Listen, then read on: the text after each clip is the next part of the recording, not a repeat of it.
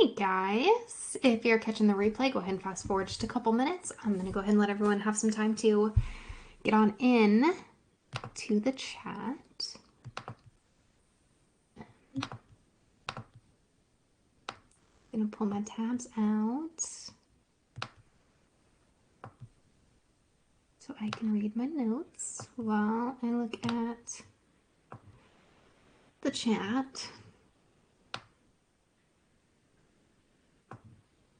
Okay, give you guys like 2 more minutes.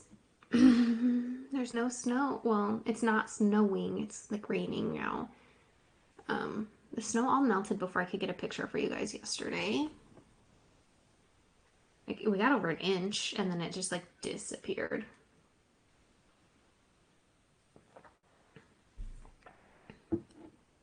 And this morning I woke up to like another maybe half an inch outside and it's basically gone by now. So that's fun. Honestly, I don't mind the snow as much. I just really hate icy sidewalks and roads. No. And I get nervous leaving the house if it's going to get cold enough that it might get icy. I'm afraid of getting like iced out of my house. So that's where the real fear and annoyance with that comes from.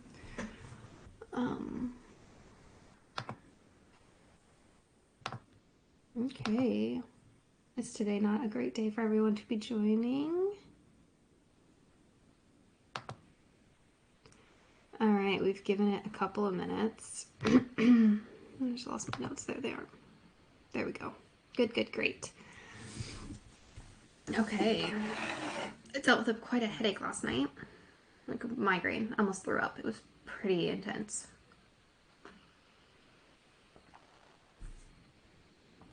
It's still trying to linger just a little bit.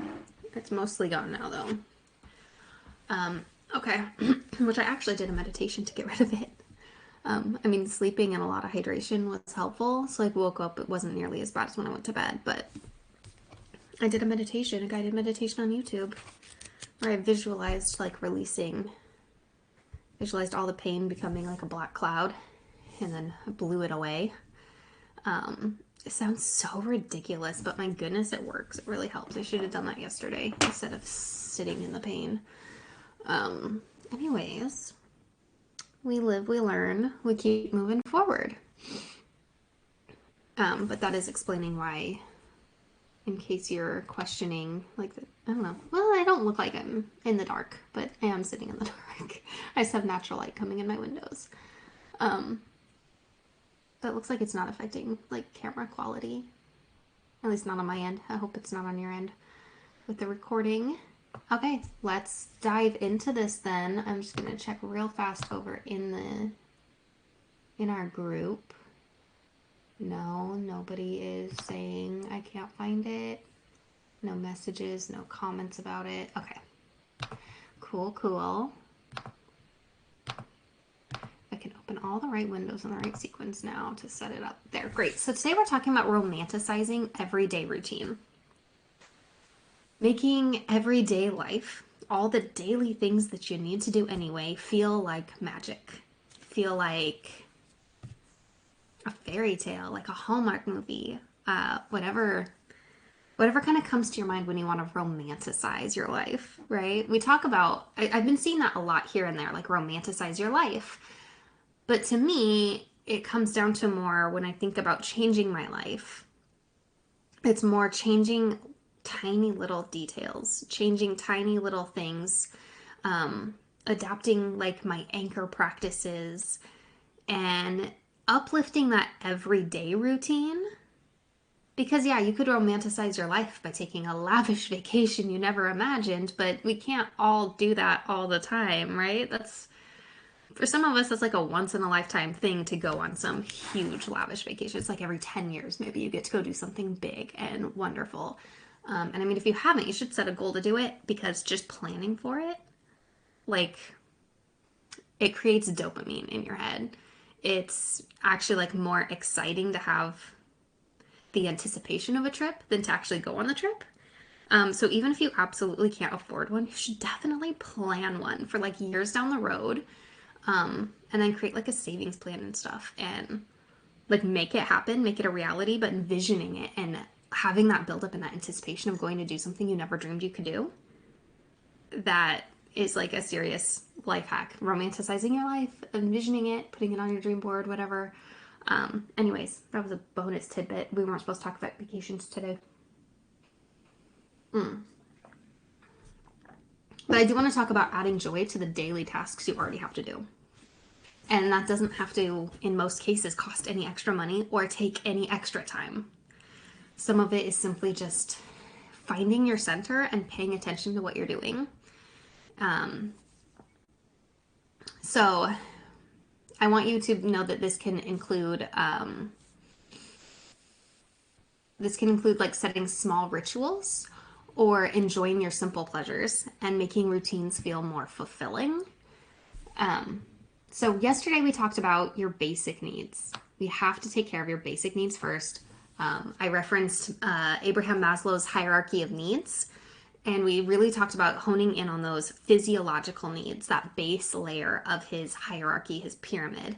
I guess it's a triangle. It's not three-dimensional. It's a triangle.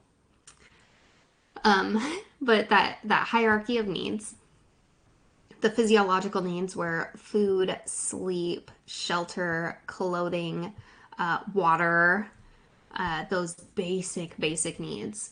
And honestly, if you want to up level your life, up level those needs, how you take care of those first. Like first meet them for one thing. That will change your life, meeting all of those basic needs at like 100%.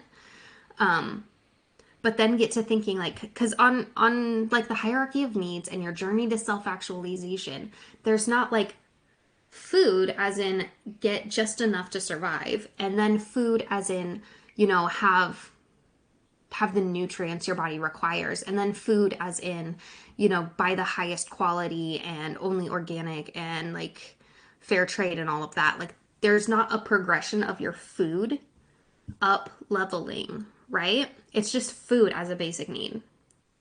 So if you want to up level your whole life, you want to up level your whole experience, you want to start romanticizing in your life. Start with those basic needs, the basic things that you know you're going to take care of, but take care of them better. Take care of them with quality. Take care of them with little indulgences, right?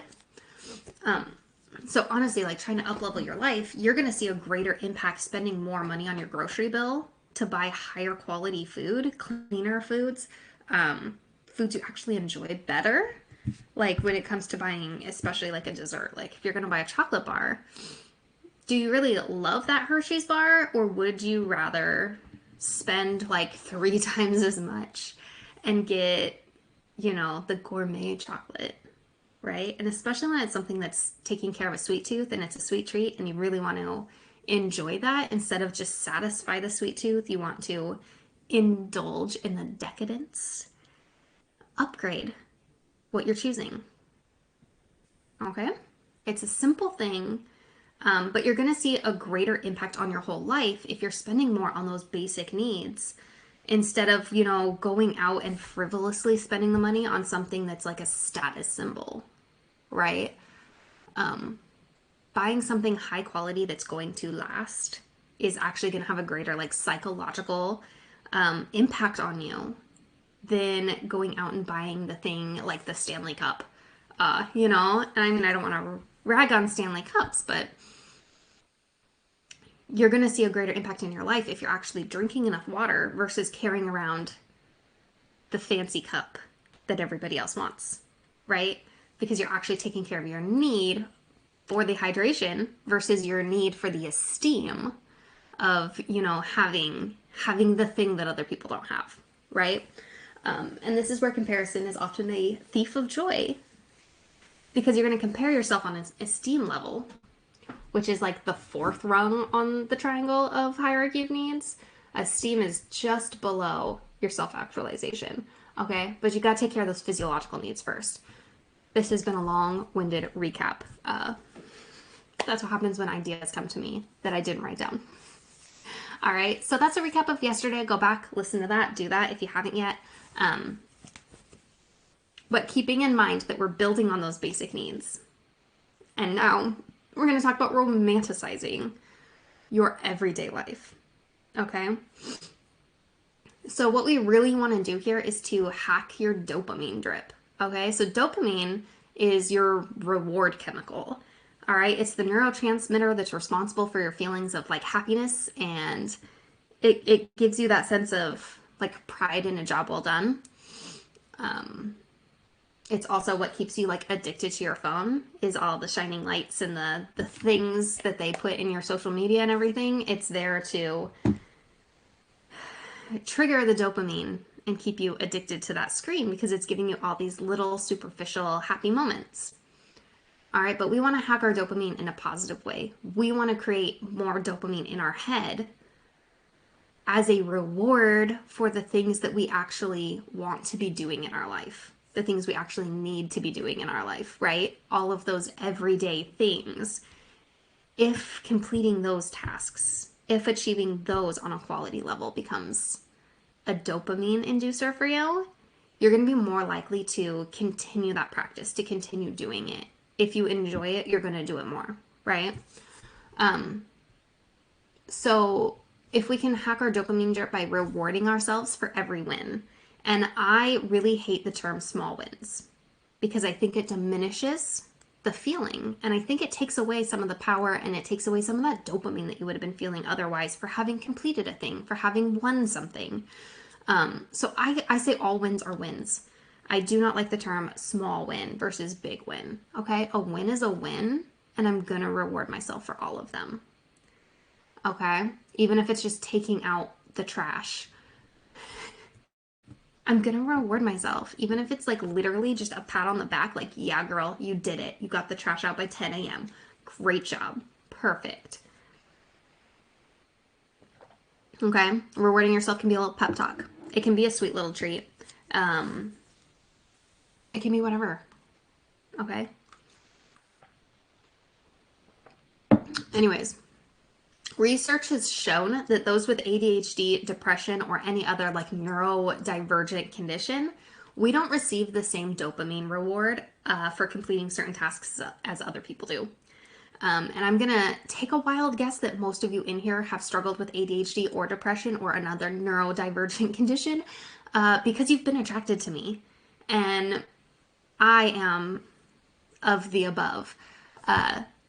So chances are you are too, in some kind of a way. Or maybe it's just anxiety disorder. I don't know. I'm not here to diagnose you. But this means that we need to hack the dopamine for ourselves. We need to find a way of rewarding ourselves and making things more enjoyable. And we need to spike that dopamine on our own because it's not going to be there. And that's partly why we get this, we get the, what is it? The executive functioning disorder that accompanies ADHD. Where you know you can physically do something, but you just can't get yourself to do it. It's because you know that your brain is not going to reward you for finishing that task the way that you expect it to. So anyways, a quick Google search says that romanticizing your life is about finding beauty in every day, appreciating the small things, and celebrating what you already have. Romanticization draws wisdom from different domains like mindfulness, positive psychology, and the Danish custom of hygge. So I wanted to share with you some ideas for romanticizing the small moments. And as I read these to you, I want you to think of all the little things that kind of make you smile. And I want you to notice those things. As you go through your day today, notice the things that kind of make your life feel romantic, make your life feel like a fairy tale, make your life feel like it's a Hallmark movie. Just the things that kind of are that extra little cherry on top. Notice those things, okay? And then I want you to start incorporating more of those things with your anchor tasks throughout your day, okay? And anchor tasks are the things that just naturally happen every single day. These can be either by nature or by habit, things like sun rising or setting, or you having your morning coffee, or sitting down to eat dinner. The things that always happen, if you can incorporate some type of added bonus to these things, it's going to romanticize your life. And especially if you can find a way to romanticize the things that you find hard to do. For me, it's always been making dinner, and um, there's just so much like past trauma that goes with that. With the way that I was raised, the way I wasn't taught how to cook, but I was expected to learn how to cook. So many of these things, being raised on banquet dinners and having gut issues, it just really deterred me from it. I was like, I just want to have something easy to eat. I've always been a big fan of girl dinner. Like, I'm fine with cheese and crackers, and then I had a whole family that I need to cook for. Uh, my kids are fine with cheese and crackers, but I promised my husband if I didn't have to work a full-time job, I would be responsible for cooking dinner. So girl dinner doesn't count. One night a week I get to make girl dinner. We do like fondue or pizza. um, but anyways, so one thing that I've done that makes me actually enjoy, I guess a couple things that I've kind of done that help me to enjoy cooking dinner is one, using like a HelloFresh delivery service, because everything is pre-packaged, pre-portioned, and it takes so much of like the extra little things out of it where I'm not having to like double check a recipe for measurements, and um and it's just like good food that I've been looking forward to having. It's like cooking a restaurant quality meal, but at home. And I feel like without the box, I don't know how to do that. That plus having a clean kitchen to work in. If my kitchen is clean before I cook dinner, I will have a better time cooking dinner. And honestly, like I'd rather cook in a clean kitchen than wake up to a clean kitchen, if that makes sense. So kind of reworking where I spend the most time in the kitchen. If I clean my kitchen at 3 p.m. and then start thinking about dinner, it goes better. Um, and then thirdly is playing a like having a soundtrack for it, having a vibe in the kitchen, and brewing a cup of tea. So I'll have a cup of tea, um, and then I'll listen to like Folklore or Evermore, the Taylor Swift albums, or something similar to that that's like that Apple recommends. And it just kind of sets the vibe. And I enjoy the practice so much more. And it makes it feel like this beautiful kind of ritual. Um, but anyways, here I'd like to share with you a list of ways that you can start to think about romanticizing all of the small moments in your life. Think about romanticizing those anchor tasks and things. So think of either making it peaceful or making it fun. All right, those are kind of the two things that you'd want to go for, is either peaceful or fun. You can light a candle or burn incense. You can dim the lights. Or if you don't have a dimmer, go for a lamp instead of the overhead light. Create a playlist or have like a curated favorite album or something. Brew a hot cup of tea. Practice the pause for peace. So this is something you can do all throughout your day. And it is sort of tapping into mindfulness. It's very similar to practicing mindfulness, which is also on this list. But to me, the pause is just, you literally just pause. You put a hold on whatever is going on because you feel the stress and tension building up, and you take a deep breath. And you just let it be like a reset breath. You breathe in peace and you breathe out all of the stress and negativity. You breathe it out, you let it go. You feel your whole body like release.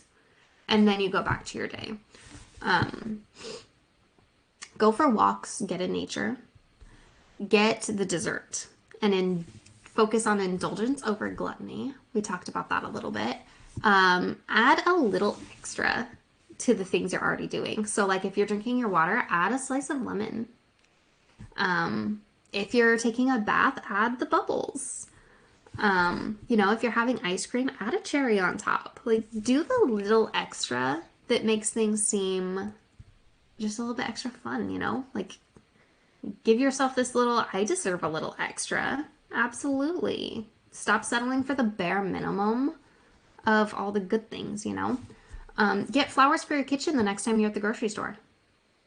And it doesn't have to be expensive ones, just cheap ones. That little pop of color it's gonna make you smile every time you see it. Let yourself feel sappy and sentimental. Practice gratitude. Get into the practice of simply reflecting on the beauty and abundant blessings that are already in your life while you're doing menial tasks like washing dishes or making a sandwich. Like if you're packing your kids' lunch, don't just think about packing their lunch. Sit there and reflect on like the beauty of how wonderful it is to be their mom. Don't let yourself think about all the stress of all the things you have to do for them. Instead, train your mind to start thinking about just all the good times with them. Think about their smile. Think about, just think about all the gratitude, all the good things there.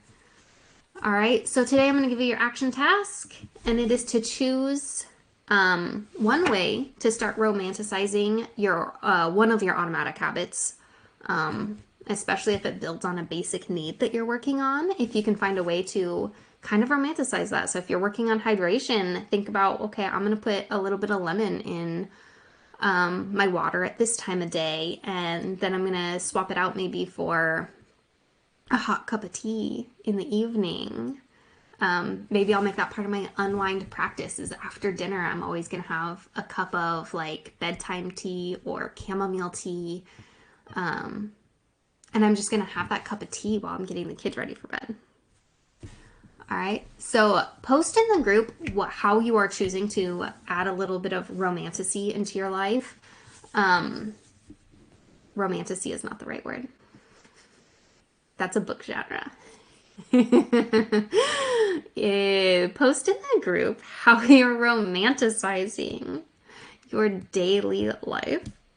And I want you to post not just to hold yourself accountable, but to inspire others who are struggling with picking something and deciding on something. Especially if you choose something that's not on the list. I want to hear about it. Let's go ahead and do that, okay?